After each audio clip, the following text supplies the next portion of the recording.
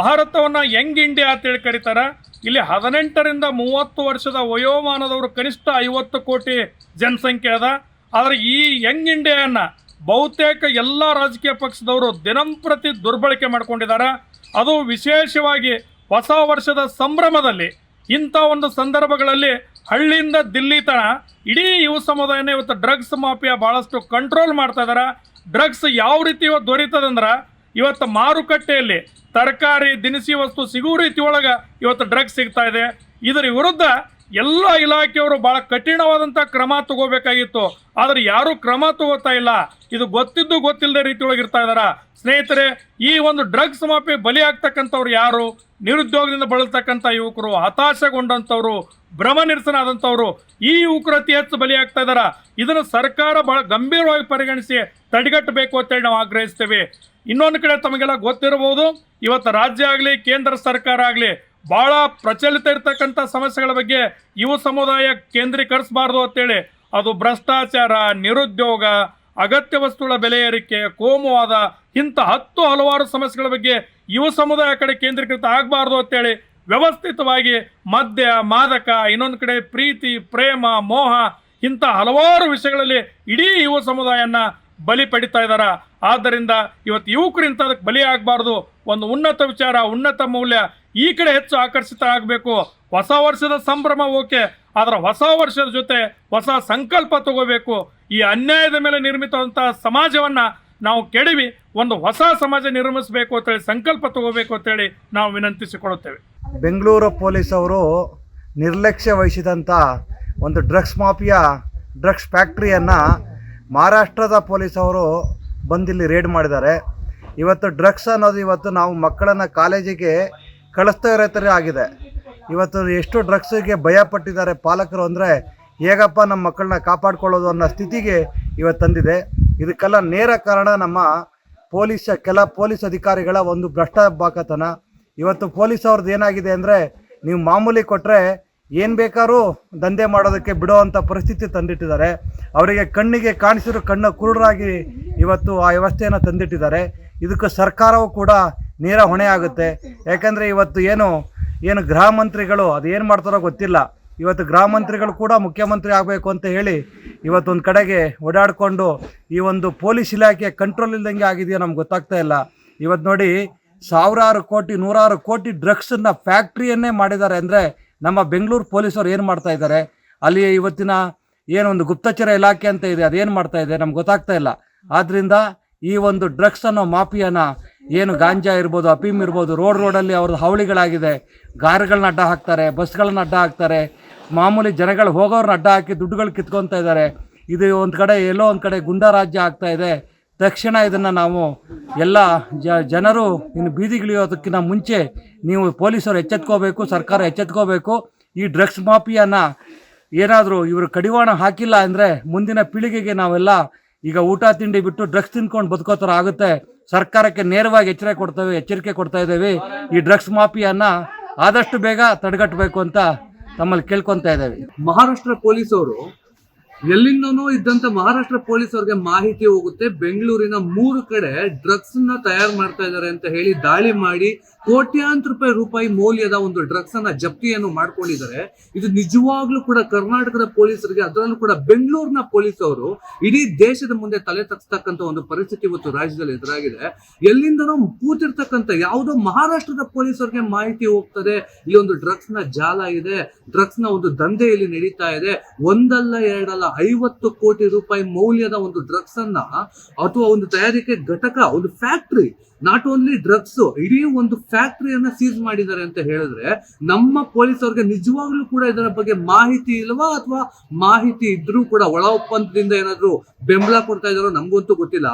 ಒಂದಂತೂ ನಾವೆಲ್ಲರೂ ಕೂಡ ಒಪ್ಪಲೇಬೇಕು, ಆ 50,000 ಕೋಟಿ ಮೌಲ್ಯದ ಅಥವಾ ಬಹಳ ದೊಡ್ಡ ಮೊತ್ತದ ಏನು ಒಂದು ಅಷ್ಟು ಕೋಟ್ಯಾಂತರ ರೂಪಾಯಿ ಡ್ರಗ್ಸ್ ಅನ್ನ ಮಹಾರಾಷ್ಟ್ರ ಪೊಲೀಸ್ ಅವರು ಇವತ್ತು ಜಪ್ತಿ ಮಾಡಿಲ್ಲ ಅಂತ ಹೇಳಿದಿದ್ರೆ ನೀವು ಸುಮ್ಮನೆ ಊಹೆ ಮಾಡ್ಕೊಳ್ಳಿ, ಯಾವ ಕಾಲೇಜಿನ ವಿದ್ಯಾರ್ಥಿಗಳ ಜೇಬಿಗೆ ದೇಹಕ್ಕೆ ಆ ಒಂದು ಡ್ರಗ್ಸ್ ಹೋಗ್ತಾ ಇತ್ತು ಅಂತ ಹೇಳಿ ನೀವು ಎಷ್ಟು ಕುಟುಂಬಗಳು, ಎಷ್ಟು ಯುವಕರು ಇವತ್ತು ಆ ಡ್ರಗ್ಸ್ ನಿಂದ ಹಾಳಾಗ್ತಾ ಇದ್ರು ಇಡೀ ದೇಶದಲ್ಲಿ. ಬರೀ ಕರ್ನಾಟಕದ ಬಗ್ಗೆ ಮಾತಾಡಿದ್ರೆ ತಪ್ಪಾಗುತ್ತೆ. ಇವತ್ತು ಆ ಒಂದು ಸೂಕ್ಷ್ಮತೆಯನ್ನ ನಾವೆಲ್ಲರೂ ಕೂಡ ಅರ್ಥ ಮಾಡ್ಕೊಬೇಕಾಗ್ತದೆ. ಮಹಾರಾಷ್ಟ್ರ ಪೊಲೀಸ್ ಅವರು ಇವತ್ತು ಮಾಡಿದ್ದಾರೆ, ನಮ್ಮ ಸರ್ಕಾರದವರು ಮತ್ತೆ ಇಲ್ದಿರೋ ರಾಜಕೀಯದ ಕೆಸರಾಟವನ್ನ ಏನ್ ಮಾಡ್ತಾ ಇದಾರೆ ಇದನ್ನ ಫಸ್ಟ್ ಬಿಡ್ಬೇಕು. ಯಾವ ಪೊಲೀಸ್ ಅವ್ರು ಮಾಡಿದ್ರು ಕೂಡ ಒಳ್ಳೆ ಕೆಲಸ ಮಾಡಿದ್ದಾರೆ. ನಿಮ್ಮ ಪೊಲೀಸ್ ಅವ್ರು ಏನ್ ಮಾಡ್ತಾ ಇದಾರೆ ಅಂತ ಮಾನ್ಯ ಗೃಹ ಮಂತ್ರಿಗಳು ಈ ನಿಟ್ಟಿನಲ್ಲಿ ಗಮನ ಹರಿಸಬೇಕಾಗ್ತದೆ. ಏನ್ ಕೇಳಿದ್ರು ನನಗೆ ಗೊತ್ತಿಲ್ಲ, ಏನ್ ಕೇಳಿದ್ರು ನನ್ಗೆ ಅರಿವಿಲ್ಲ, ನನಗೆ ಮಾಹಿತಿ ಬಂದಿಲ್ಲ, ಮಾಹಿತಿ ಪಡ್ಕೊಂಡು ಮಾತಾಡ್ತೀವಿ ಅಂತ ಹೇಳೋದಕ್ಕೆ ಹಂಗ ಹೇಳಿ 2 ವರ್ಷ 3 ವರ್ಷ ಕಳೆದೋಯ್ತು ಗೃಹ ಮಂತ್ರಿಗಳಾಗಿ. ನಿಮ್ಗೆ ಸಮರ್ಥ ಆ ಒಂದು ಗೃಹ ಇಲಾಖೆಯನ್ನ ಆಡಳಿತದಲ್ಲಿ ಇಟ್ಕೊಳಕ್ ಆಗಿಲ್ಲ ಅಂತಂದ್ರೆ ಈ ಕೂಡಲೇ ರಾಜೀನಾಮೆ ಕೊಟ್ಟು ಹೋಗಿ.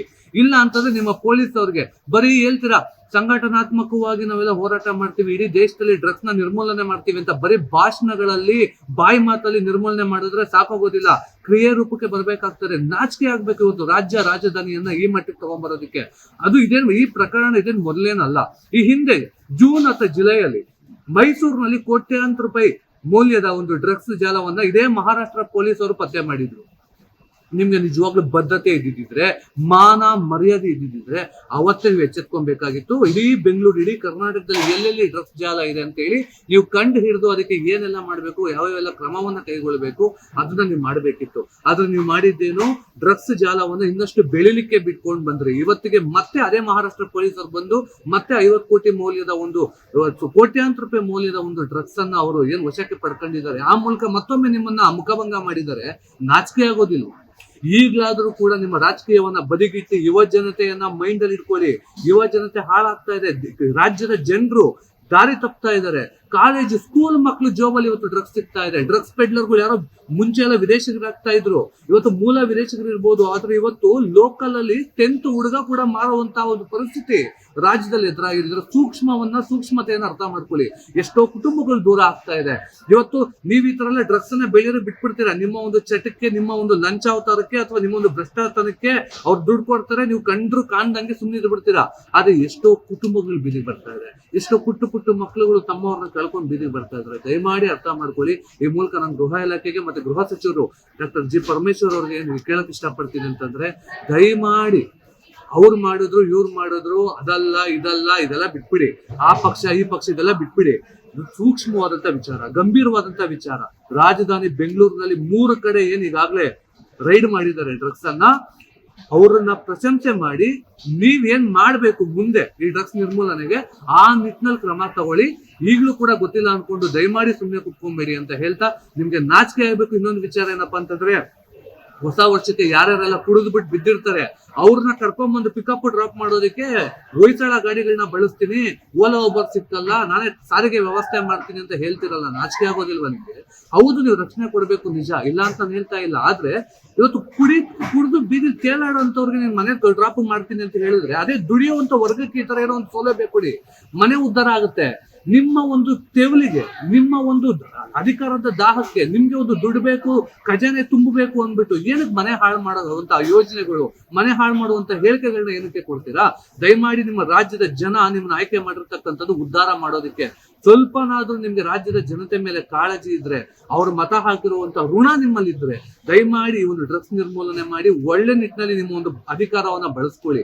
ಈ ರೀತಿ ಮದ್ಯಪಾನ ಮಾಡುವಂತವ್ರಿಗೆ ಡ್ರಾಪ್ ಪಿಕಪ್ ಮಾಡೋದಕ್ಕೆ ಮತ್ತೆ ಡ್ರಗ್ಸ್ ಜಾಲವನ್ನ ಬೆಂಬಲ ಕೊಡೋದಕ್ಕೆ ಬಳಕೆ ಮಾಡಬೇಡಿ. ದಯಮಾಡಿ ನಿಮ್ಮ ಗೃಹ ಇಲಾಖೆಯನ್ನ ಟೈಟ್ ಮಾಡಿ, ನಿಮ್ಮ ಪೊಲೀಸರಿಗೆ ಇನ್ನೊಂದಷ್ಟು ಆಂತರಿಕವಾಗಿ ಬರ್ತಕ್ಕಂಥ ಮಾಹಿತಿಗಳು ಮತ್ತೆ ಜನಸಾಮಾನ್ಯರು ಡ್ರಗ್ಸ್ ವಿರುದ್ಧವಾಗಿ ಸುಲಭವಾಗಿ ನಿಮ್ಗೆ ದೂರು ಕೊಡೋ ನಿಟ್ಟಿನಲ್ಲಿ ಆ ಒಂದು ಒಳ್ಳೆ ವಾತಾವರಣವನ್ನ ಕಲ್ಪಿಸಿ ಅಂತ ಈ ಮೂಲಕ ನಾನು ಕೇಳ್ಕೊಳ್ತೇನೆ. ಇದು ನಮ್ಮೆಲ್ಲರ ಆಗ್ರಹ ಕೂಡ. ಮುಂದಿನ ದಿನಗಳಲ್ಲಿ ಇದು ಸರಿ ಹೋಗಿಲ್ಲ ಅಂತಂದ್ರೆ ಇಡೀ ರಾಜ್ಯದ ಯುವ ಜನತೆ, ವಿದ್ಯಾರ್ಥಿಗಳು, ನಾವೆಲ್ಲರೂ ಕೂಡ ಬೀದಿಗಿಳಿದು ನಿಮ್ಮ ವಿರುದ್ಧವಾಗಿ ಹೋರಾಟ ಮಾಡ್ಬೇಕಾಗ್ತದೆ. ಇದೊಂದು ದೊಡ್ಡ ಪಾಠ ಇದು ಸರ್ಕಾರಕ್ಕೆ. ನಿಜವಾಗ್ಲೂ ನಾಚಿಕೆ ಆಗ್ಬೇಕು ಇದು ನಮ್ಮ ಗೃಹ ಇಲಾಖೆಗೆ. ಇವತ್ತು ಎಲ್ಲೊಂದ್ ಕಡೆ ನಾವು ಹೋರಾಟವನ್ನ ಕೈಗೊಂಡಾಗ, ನಮ್ಮ ಫೋನ್ಗಳಿಗೆ ಗುಪ್ತಚರ ಇಲಾಖೆಯಿಂದ ಫೋನ್ ಬರ್ತದೆ, ಏನು ನಾಳೆ ಹೋರಾಟವನ್ನ ಮಾಡ್ತಾ ಇದ್ದೀರಾ ಅಂತ. ನಾವು ಹೋರಾಟ ಮಾಡುವಂತ ಮಾಹಿತಿ ನಿಮ್ಗೆ ಬಂದ್ಬಿಡ್ತದೆ ಒಂದು ರಾತ್ರಿಗೆ.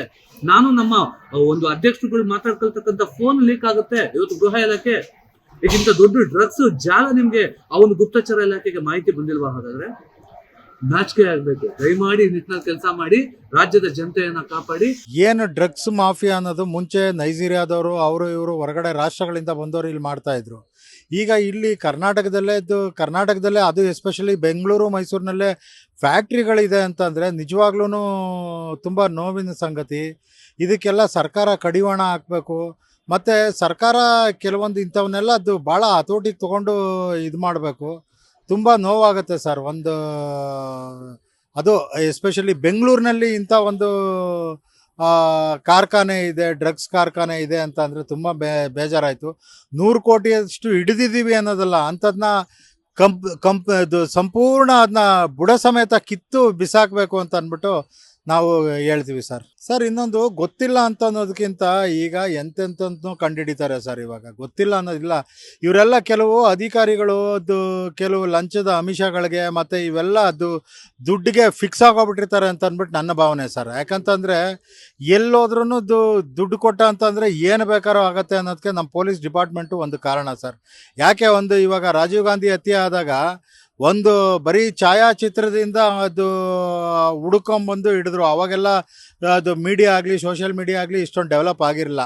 ಅಂಥ ಇದರಲ್ಲಿ ಇವತ್ತು ಒಂದು ಡ್ರಗ್ಸ್ ಕಂಪ್ನಿನ ಹಿಡಿಯೋದು ಒಂದು ಮುಚ್ಚಿಸೋದು ದೊಡ್ಡ ಕೆಲಸ ಏನಲ್ಲ. ಬಟ್ ಇವರೆಲ್ಲ ದುಡ್ಡಿಗೋಸ್ಕರ ಏನು ಬೇಕಾದ್ರೂ ಮಾಡ್ತಾರೆ. ಈ ದೇಶನ ಒಂದು ಅಧೋಗತಿಗೆ ತರೋದ್ರಲ್ಲಿ ಇದು ಏನು ತಪ್ಪೇ ಇಲ್ಲ ಸರ್. ಸರ್ಕಾರ ಇದೆಯೋ ಇಲ್ಲ ಸತ್ತೋಗಿದ್ಯೋ, ಗೃಹ ಸಚಿವರು ಏನು ಮಾಡ್ತಿದ್ದಾರೆ?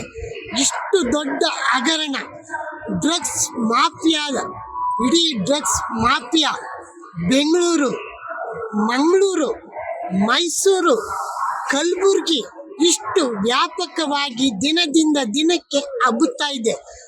ಈಗ ಮಹಾರಾಷ್ಟ್ರದ ಸರ್ಕಾರದ ಪೊಲೀಸರು ಅಲ್ಲಿ ಪೊಲೀಸರು ಇಲ್ಲಿ ಬಂದು ಬೆಂಗಳೂರಿನಲ್ಲಿ 3 ಡ್ರಗ್ಸ್ ತಯಾರಿಸ್ತಕ್ಕಂಥ ಕಾರ್ಖಾನೆಗಳನ್ನ ಪತ್ತೆ ಹಚ್ಚಿದ್ದಾರೆ. ಇಲ್ಲಿ ತನಕ ಗೃಹ ಇಲಾಖೆ ಏನು ಮಾಡ್ತಿದ್ದೆ ಸ್ವಾಮಿ? ಸರ್ಕಾರ ಏನು ಮಾಡ್ತಿದ್ದೆ? ಅಲ್ಲ, ನಿಮಗೆ ಸಿಟಿ ಇಂಪಾರ್ಟೆಂಟ್ ಆಯ್ತಾ? ಯುವ ಜನತೆ ಡ್ರಗ್ಸ್ ಮಾಫಿಯಾದಲ್ಲಿ ಬಲಿ ಆಗ್ತಿದ್ದಾರಲ್ಲ, ಇದು ನಿಮಗೆ ಕಣ್ಣಿಗೆ ಕಾಣಿಸ್ತಾ ಇಲ್ವಾ? ಗುಪ್ತಚರ ಇಲಾಖೆ ಏನು ಮಾಡ್ತಿದ್ದೆ? ಗೃಹ ಸಚಿವರಾಗಿ ನೀವು ಏನು ಮಾಡ್ತಿದ್ದೀರಾ ಸ್ವಾಮಿ? ನಿಮಗೆ ಬೇಕಾಗಿರೋದು ಸೀಟು ಮುಖ್ಯಮಂತ್ರಿಗಾಗಿ ಬೆಂಗಳೂರಿಂದ ಡೆಲ್ಲಿ, ಡೆಲ್ಲಿಯಿಂದ ಬೆಂಗಳೂರು, ಬೆಂಗಳೂರಿಂದ ಡೆಲ್ಲಿ, ಡೆಲ್ಲಿಯಿಂದ ಬೆಂಗಳೂರು, ಹೀಗೆ ನೀವು ಸಮಯನ ವ್ಯರ್ಥ ಮಾಡ್ತಿದ್ದೀರಿ. ನಿಮ್ಮ ಕುರ್ಚಿ ಅಲುಗಾಡ್ತಿದೆ ಅಂತ ಕುರ್ಚಿನ ಭದ್ರ ಮಾಡ್ಕೊಳ್ತಿದ್ದೀರಿ. ನಿಮಗೆ ಜನರ ಕಷ್ಟ ಸುಖ ನಿಮಗೆ ಒಂದು ಬೇಡವಾ? ಜನ ಕಷ್ಟದಿಂದ ನಡಬೇಕಾ? ಯುವ ಜನತೆಯನ್ನು ರಕ್ಷಿಸಬೇಕಾದ ನೀವೇ ಇಷ್ಟು ಅಸಹಾಯಕರಾಗಿ ಕುಳಿತರೆ ಇನ್ನು ರಾಜ್ಯನ ಮುನ್ನಡೆಸೋರು ಯಾರು ಸ್ವಾಮಿ? ಇಂದಿನ ಯುವ ಜನತೆ ಹಾಳಾದರೆ ಅವನ್ನ ಸರಿದಾರಿ ತರೋರು ಯಾರು? ಯುವ ಜನತೆನೇ ನಮ್ಮ ಮುಂದಿನ ಪೀಳಿಗೆ, ನಮ್ಮನ್ನು ಮುಂದೆ ನಡೆಸ್ತಕ್ಕಂಥವ್ರು.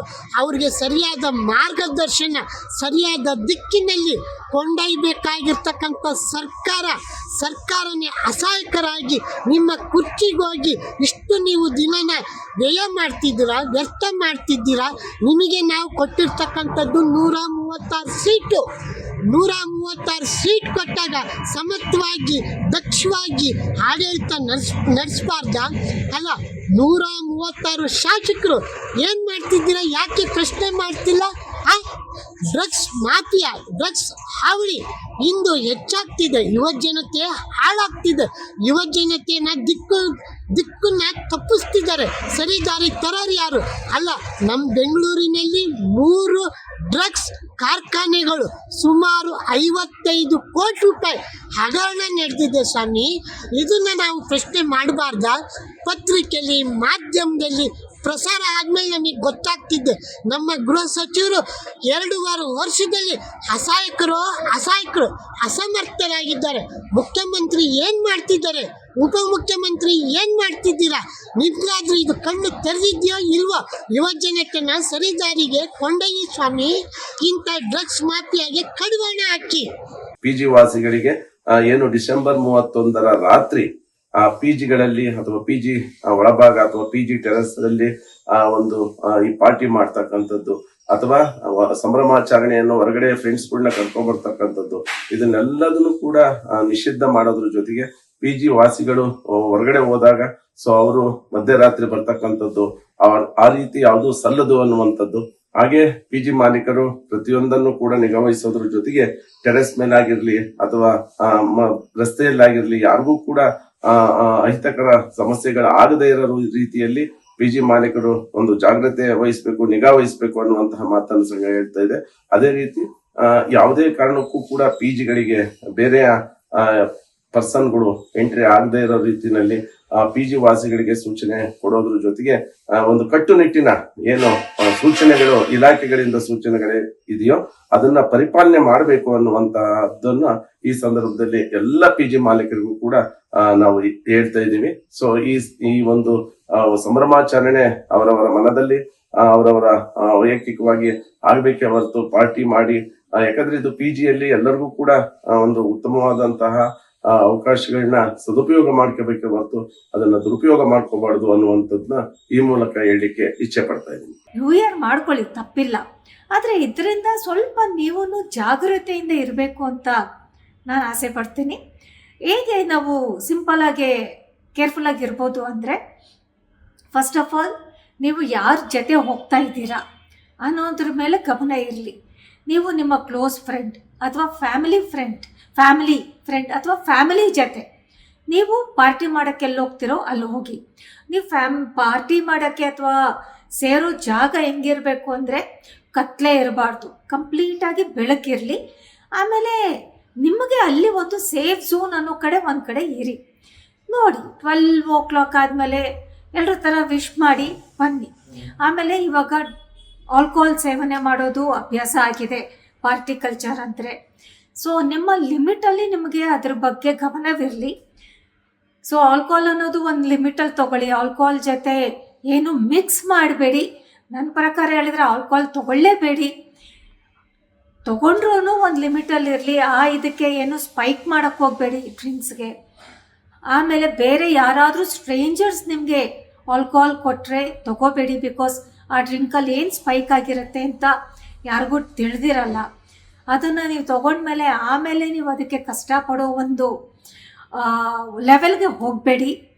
ಯಾಕೆಂದರೆ ನಿಮಗೋಸ್ಕರ ಪೊಲೀಸ್ ಅವರು 24 hours on the eve of new year ಅವರು ಕಷ್ಟಪಡ್ತಾರೆ. ಸ್ಪೆಷಲಿ ಹೆಣ್ಮಕ್ಳು. ನೀವು ಹಾಕ್ಕೊಳ್ಳೋ ಬಟ್ಟೆ ಮೇಲೆ ಗಮನ ಇರಲಿ. ನೀವು ಯಾರ ಜೊತೆ ಹೋಗ್ತೀರಾ ಅನ್ನೋದು ಗಮನ ಇರಲಿ. ನೀವೇನು ತಿಂತೀರಾ ಕುಡಿತೀರಾ ಅನ್ನೋದು ಗಮನ ಇರಲಿ. ನಿಮ್ಮ ಟ್ರಾನ್ಸ್ಪೋರ್ಟೇಷನ್, ನಿಮ್ಮ ಡ್ರೈವರ್, ನೀವು ಮೊದಲೇ ಕರೆಕ್ಟಾಗಿ ಎಲ್ಲನೂ ವ್ಯವಸ್ಥೆ ಮಾಡಿಕೊಂಡು ಆ ಒಂದು ಪಾರ್ಟಿಗೆ ಹೋಗಿ. ಆಮೇಲೆ ಜೊತೆಗೆ ಆದಷ್ಟು ಬೇಗ ಹೋಗಿ ಬೇಗ ಮನೆಗೆ ಸೇರ್ಕೊಳ್ಳಿ. ಯಾಕಂದರೆ ಮನೆಯಲ್ಲಿರೋ ಪೇರೆಂಟ್ಸಿಗೂ ಇದ್ರ ಬಗ್ಗೆ ಭಯ ಇರುತ್ತೆ.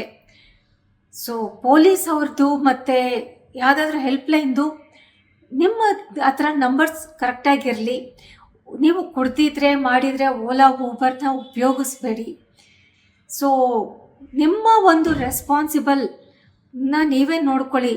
ಆಮೇಲೆ ನಿಮ್ಮ ಕಮ್ಯುನಿಟಿ ರೆಸ್ಪಾನ್ಸಿಬಿಲಿಟಿನೂ ನಿಮ್ಮ ಕೈಯಲ್ಲೇ ಇದೆ. ಒಂದು ಸತಿ ನೀವೇನಾದರೂ ಎಡವಿದ್ರೆ ಲೈಫ್ ಲಾಂಗ್ ನೀವು ಕಷ್ಟಪಡಬೇಕು.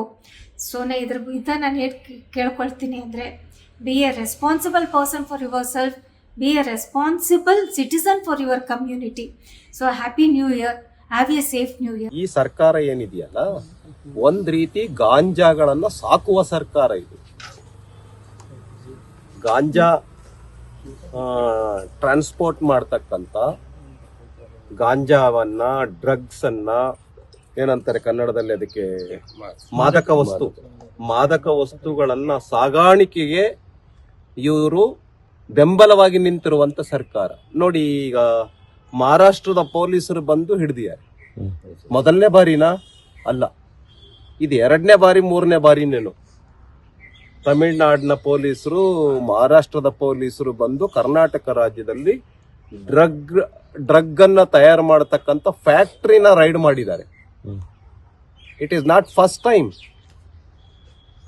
ಹಾಗಾಗಿ ಈ ಸರ್ಕಾರ ಏನ್ ಮಾಡ್ತಾ ಇದೆ, ನಾನು ಅವ್ರು ಬಳಸಿದ ಭಾಷೆಯನ್ನ ನಾನು ಬಳಸಕ್ ಹೋಗಲ್ಲ.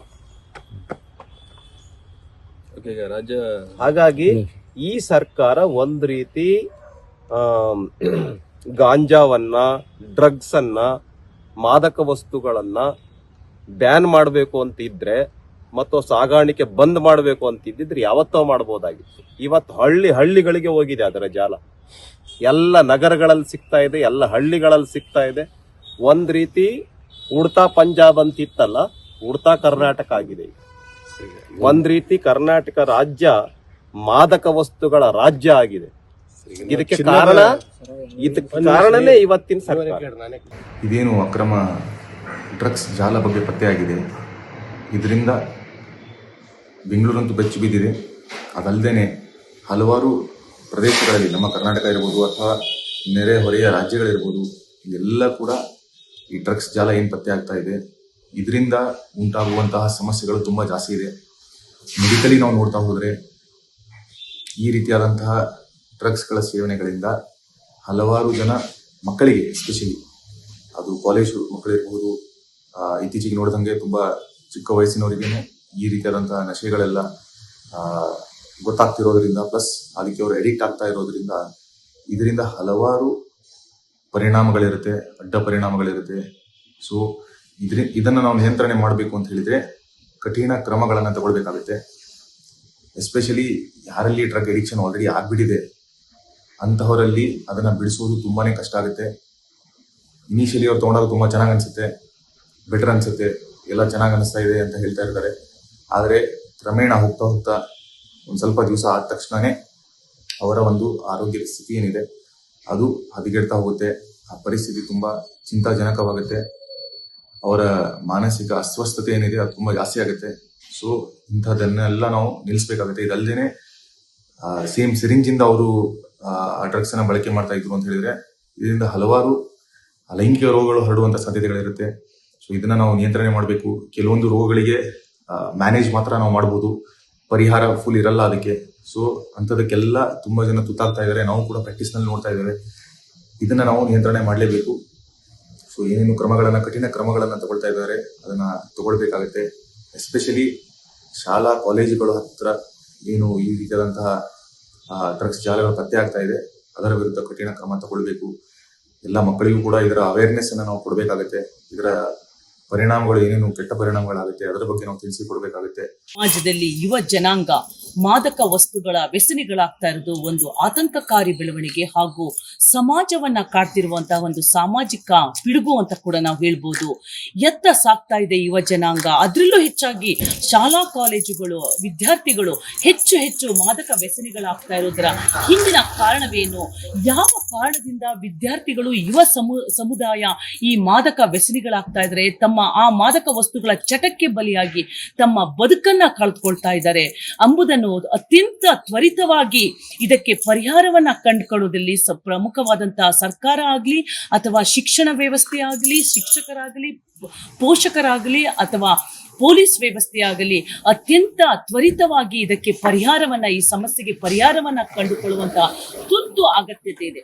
ಕಾರಣ ಈ ಭವಿಷ್ಯದ ಭಾರತವನ್ನ ನಿರ್ಮಾಣ ಮಾಡೋದ್ರಲ್ಲಿ ಯುವ ಜನರು ಅತ್ಯಂತ ಮಹತ್ವದ ಪಾತ್ರವನ್ನ ವಹಿಸ್ತಾರೆ.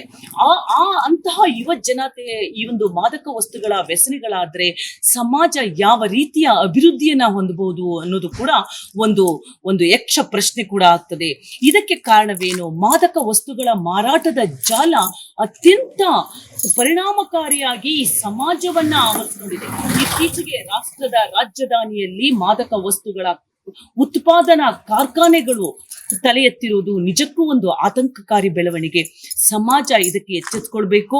ಮಾಧ್ಯಮದವರು ಕೂಡ ಇಂತಹ ಒಂದು ಮಾದಕ ವಸ್ತುಗಳ ಮಾರಾಟದ ಜಾಲವನ್ನ ಕಂಡುಹಿಡಿದು ಒಂದು ಕಾನೂನಾತ್ಮಕ ಕ್ರಮವನ್ನ ಜರುಗಿಸೋದ್ರಲ್ಲಿ ಪ್ರಮುಖವಾದಂತಹ ಪಾತ್ರವನ್ನ ವಹಿಸಬೇಕು. ಪೊಲೀಸ್ ವ್ಯವಸ್ಥೆ, ಪೋಷಕರು ಮತ್ತು ಶಿಕ್ಷಕರು ಈ ವಿದ್ಯಾರ್ಥಿಗಳಲ್ಲಿ, ಅದರಲ್ಲೂ ಯುವ ಜನಾಂಗ ಮಾದಕ ವ್ಯಸನಿಗಳಾಗ್ತಾ ಇರೋದ್ರ ವಿರುದ್ಧ ಕಾರಣವೇನು, ಅದಕ್ಕೆ ಯಾವ ರೀತಿಯ ಪರಿಹಾರವನ್ನ ನಾವು ಕಂಡುಕೊಳ್ಬೇಕು ಅನ್ನೋದನ್ನ ಕುರಿತು ಹೆಚ್ಚು ಚರ್ಚೆಯನ್ನ ಮಾಡೋದ್ರ ಜೊತೆಗೆ ಆ ಪರಿಹಾರ ಕಂಡುಹಿಡಿದುಕೊಳ್ಳೋದ್ರಲ್ಲಿ ಕ್ರಮವನ್ನ ವಹಿಸ್ಕೊಳ್ಬೇಕಾಗುತ್ತೆ. ಇಲ್ಲ ಅಂತ ಹೇಳಿದ್ರೆ ಯುವ ಜನಾಂಗ ಮಾದಕ ವಸ್ತುಗಳ ವ್ಯಸನಿಗಳಾಗಿ ತಮ್ಮ ಕುಟುಂಬ, ತಮ್ಮ ಬದುಕನ್ನ ಹಾಳು ಮಾಡ್ಕೊಳ್ತಾರೆ. ಇದಕ್ಕಿಂತ ಮುಂಚೆ ಸಮಾಜ ಎತ್ತಿಸ್ಕೊಳ್ಬೇಕು. ಯಾಕೆಂದ್ರೆ ಇದು ನಾಗರಿಕ ಸಮಾಜದ ಅತ್ಯಂತ ಪ್ರಮುಖವಾದಂತಹ ಜವಾಬ್ದಾರಿ ಅಂತ ನಾನು ಹೇಳಕ್ ಬಯಸ್ತೇನೆ. ಅದರಲ್ಲೂ ಶಾಲಾ ಕಾಲೇಜಿನ ವಿದ್ಯಾರ್ಥಿಗಳು ತಮ್ಮ ಭವಿಷ್ಯವನ್ನ ನಿರ್ಮಾಣ ಮಾಡ್ಕೊಳ್ತಾ ಇರೋರು ಮಾಡ್ಕೋಬೇಕು ಅನ್ನೋ ಒಂದು ಬದುಕನ್ನ ಕಟ್ಕೋಬೇಕು ಅಂತ ಹೊರಟಿರುವಂತಹ ವಿದ್ಯಾರ್ಥಿಗಳು ಯಾವುದೋ ವ್ಯವಸ್ಥೆಗಳಿಗೆ ಬಲಿಯಾಗಿ ತಮ್ಮ ಬದುಕನ್ನ ಹಾಳು ಮಾಡ್ಕೊಳ್ತಾ ಇರೋದು ಒಂದು ನಿಜಕ್ಕೂ ಒಂದು ಆತಂಕಕಾರಿ ಬೆಳವಣಿಗೆ. ಆದ್ದರಿಂದ ಈ ಒಂದು ವ್ಯವಸ್ಥೆ ಏನಿದೆ, ಇಡೀ ಸಮಾಜವನ್ನ ಒಂದು ಆಕ್ರಮಿಸಿಕೊಂಡಿರುವಂತಹ ಮಾದಕ ವಸ್ತುಗಳ ಮಾರಾಟದ ಜಾಲ ಏನಿದೆ, ಅದನ್ನ ತ್ವರಿತಗತಿಯಾಗಿ ಬಗ್ಗುಬಡಿಬೇಕು.